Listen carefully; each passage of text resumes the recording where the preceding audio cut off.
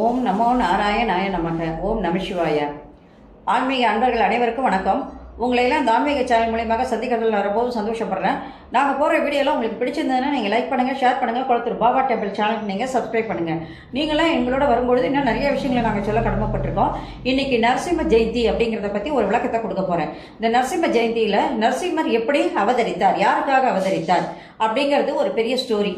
அந்த ஸ்டோரியை முதல்ல நான் சொல்லிட்டு, இரண்டாவது பகுதியில் இந்த ஜெயந்தி என்னைக்கு கொண்டாடணும், எப்படி கொண்டாடணும், விரத முறைகள் என்ன, எப்படி கடைபிடிக்கணும், யார் யார் கடைபிடிக்கணும், விரதத்தை கடைபிடிக்கணும், யார் யார் இறைவனை கும்பிட்டா என்னென்ன வரங்கள் அவங்களுக்கு கிடைக்கும் அப்படிங்கிறத, அந்த பலன்களை பற்றி எல்லாம் நான் அடுத்த பகுதியாக நான் உங்களுக்கு சொல்கிறேன். இப்போ நரசிம்ம ஜெயந்தி அப்படிங்கிறத பற்றி ஒரு சின்ன விளக்கத்தை கொடுக்குறேன். வாங்க நம்ம வீடியோக்குள்ள போகலாம். நரசிம்மரை வழிபட வீரம், தைரியம், நினைவாற்றல், எடுத்த காரியத்தில் எல்லாம் வெற்றி, இவைகள் எல்லாம் நமக்கு ஏற்படும். கோடி சூரிய பிரகாசமாக தன் பக்தர்களை காப்பாற்ற வருபவர் தான் நரசிம்மர். அது மட்டும் இல்லாம பக்தர்களுக்கு தாயாகவும் தந்தையாகவும் எடுக்கும் பிறவிகள் அனைத்திற்கும் துணை வருபவராகவும் நின்று அருள் புரிகின்றார் ஐயன் நரசிம்மர். ஏன்னா ஒரு பிறவையில் நம்ம அவரை கும்பிட்டா எல்லா பிறவைகளுக்கும் நம்ம கூட அவர் துணை வருவார். அவரை ஆழ்வார்கள் எப்படி வாழ்த்துறாங்கன்னா, என் கண்ணின் மணியே, ஆரா அமுதமே, எளியவரின் பக்திக்கு இறங்கும் தெய்வமே என்று நரசிம்மமூர்த்தியை திருமங்கையாழ்வார், நம்மாழ்வார், பேயாழ்வார் இவர்கள் எல்லாம், அந்த மகா புருஷர்கள் எல்லாம் அந்த இறைவனை தொழுது அவர் பேரு உவகை பெற்று அவருடைய ஆசீர்வாதத்தை வாங்குகின்றனர். நரசிம்மர் அவதரிக்க காரணம் என்ன என்றதை பத்தி ஒரு சின்ன ஸ்டோரியை சொல்றேன், கேளுங்க. ரணியன் தன்னுடைய சகோதரனானவன் விஷ்ணுவால் அழிக்கப்பட்டதால் மிகவும் கோபம் கொண்டான். அதனால் தேவர்களை எல்லாம் அழிக்க வேண்டும் என்று நினைக்கின்றான். அதற்காக என்ன பண்றான்னா, போய் தவம் செய்கின்றான். ஒரு ஆண்டு, 2 ஆண்டு இல்ல, பல ஆண்டுகள் தொடர்ந்து தவம் செய்து கொண்டே இருக்கின்றான். யாரை நினைத்துனா, பிரம்மதேவனை நினைத்து. சரி, பிரம்மதேவன் வந்ததுக்கு அப்புறம் என்ன பண்ணானா, அவருக்கு அருள் கொடுக்கின்றார். இவருடைய பக்தியை பாராட்டி அவனுக்கு என்ன பண்ண, அருள் கொடுக்கின்றார். அப்போ அவன் ஒரு வரம் கேட்கிறான்.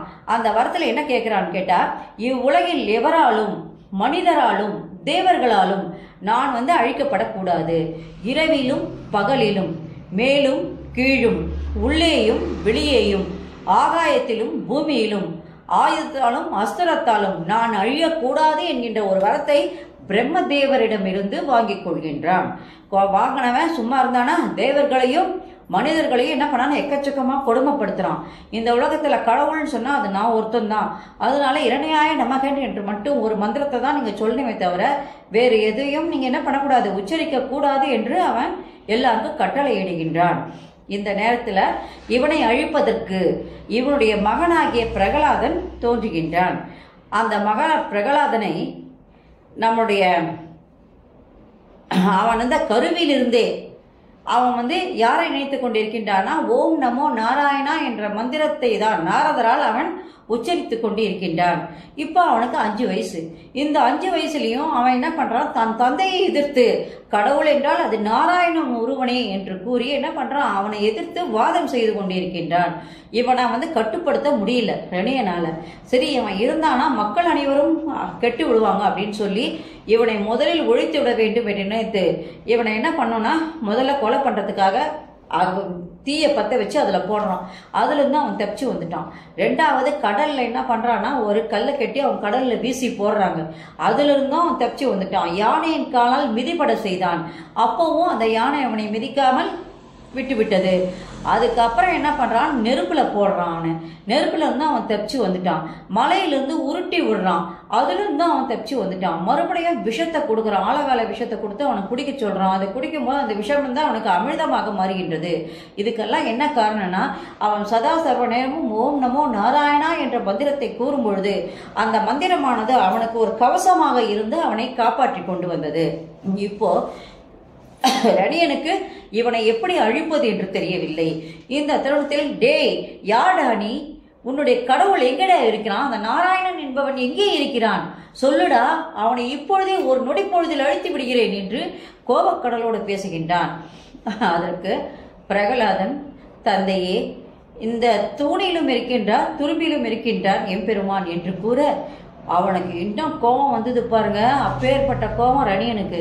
உடனே என்ன பண்ணான், தன்னுடைய கதையை எடுத்துக்கொண்டு அந்த தூணை ஓங்கி அடிக்கின்றான்.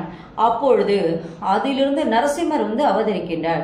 நரசிம்மர் பார்க்கறதுக்கு எப்படி இருக்காருன்னு கேட்டா, இடுப்புக்கு மேல ஃபுல்லாவே சிங்கத்தின் உருவமாக இருக்கின்றார்.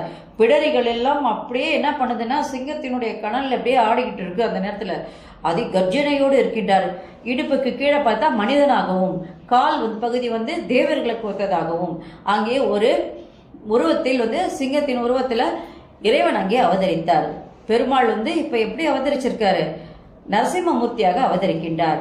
அந்த பிடரி மயிரானது நாற்புறமும் சுழல, கண்கள் வந்து தீக்கணல் தூக்க, அப்படியே அந்த தூணை விட்டு இறங்கி வருகின்றான். இறங்கி வந்தவன் என்ன பண்றான், அந்த ரணியனை வந்து அந்த 6 மணி வரைக்கும் அவன் கூட போராடி அந்த 6 மணி நேரத்துல அவன் தான் சொன்னான்ல, இரவும் பகலும் நான் சாகக்கூடாதுன்னு. அதனால அந்தி பகல் அது கரெக்டா அந்த நேரம், அந்த 6 மணி நேரத்துல என்ன பண்றான், அவனை அப்படியே பிடிச்சி அவன் சொல்லிட்டான், நான் கீழே மேலேயும் பூமியிலையும் இதுலயும் சாகக்கூடாதுன்னு.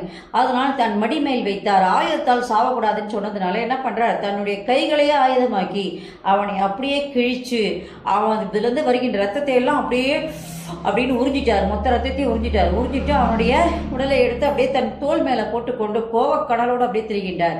அப்பொழுது மகாலட்சுமியும் தேவர்களும் அதே நேரத்தில் ரிஷிகளும் அவரை வந்து பாட்டு பாடி அவருடைய கோபத்தை தணிக்கணும்னு நினைக்கும் போது கூட அந்த கோபம் தனியில. பிரகலாதன் வந்து பாடும்பொழுது என்ன பண்ணார், அந்த பிரகலாதனை எடுத்து தன் மடியில் மேல் உட்கார்த்தி கொண்டார். ஆனா அப்பவும் அவர் கோபம் தனியில. அந்த நேரத்தில் எல்லாரும் ரிஷிகள் தேவர்கள் எல்லாரும் எங்க போறாங்கன்னா நேரா கைலாயத்தில் உள்ள சிவபெருமானை தரிசிக்க போறாங்க. சிவபெருமான் வந்து அப்ப எப்படி வராருன்னா ஒரு யாழியாக வருகின்றார். அவர் பார்க்கறதுக்கு எப்படி இருக்குன்னா, அந்த யாழி வந்து பறவையின் உருவத்தில் இருக்கிறது. அதே நேரத்துல வந்து சரபேஸ்வரர் அப்படின்ற ஒரு உருவத்தோட சரபேஸ்வரராக கீழே வருகின்றார். வந்து நரசிம்மரை தொட நரசிம்மர் வந்து அவருக்குள் ஐக்கியமாகி விடுகின்றார். இப்பொழுது மகாவிஷ்ணுவாக நரசிம்மர் மகாவிஷ்ணுவாக அங்கே மாறுகின்றார். இந்த ஸ்டோரி இப்ப நீங்க தெரிஞ்சுக்கிட்டீங்க. நாளைக்கு வர்றதுல வந்து இந்த நரசிம்ம ஜெயந்தியோட முக்கியத்துவம் என்ன, இதை நம்ம எப்படி வழிபடணும், என்ன விரதங்களை கடைபிடிக்கணும், யார் கடைபிடிக்கிறது இது நல்லது அப்படிங்கிறத பத்தி எல்லாம் நிறைய விஷயங்களை நாளைக்கு நான் சொல்றேன். இதெல்லாம் நீங்க தெரிஞ்சுக்கும் போது கண்டிப்பா நரசிம்மமூர்த்தியை வந்து நம்ம வந்து ஒரு பயங்கரமான ஒரு இறைவன் என்று நினைக்காம ரொம்பவும் பொறுமையானவர். அவர் அதே நேரத்தில் பக்தர்களுக்கு ரொம்ப பொறுமையானவர். அதே நேரத்தில் தன்னுடைய எதிர்க்கின்ற அவங்க பக்தர்களை எதிர்க்கின்றவர்களுக்கு அவர் மிகவும் கோபமானவர் என்பதை நம்ம புரிஞ்சுக்க போறோம். நாளைக்கு நம்ம அடுத்த வீடியோவில் சந்திக்கலாம். நன்றி, வணக்கம். ஓம் நமோ நாராயணாய நமக. ஓம் நம சிவாய. ஹரஹர Mahadeva. Subscribe to my channel and please press the bell icon for more videos.